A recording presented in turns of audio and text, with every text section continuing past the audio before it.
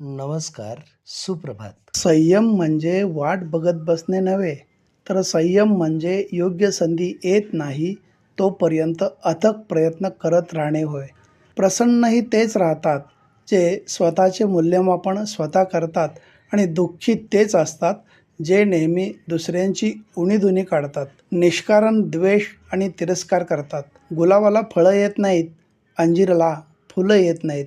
म्हणून काही त्यांचे असलेले गुण झाकाळून जात नाहीत किंवा त्यांचे मूल्य काही कमी होत नाही.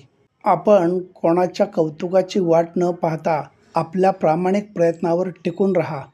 कौतुक करणारेच आपल्याला शोधत येतील. माणसाला एखादी गोष्ट करायची असेल तर मार्ग सापडतो, मात्र न करणाऱ्याला अनेक कारणे सापडतात. तुमच्या विचारांची दिशा योग्यरित्या बदला, आयुष्याची दशा बदलेल.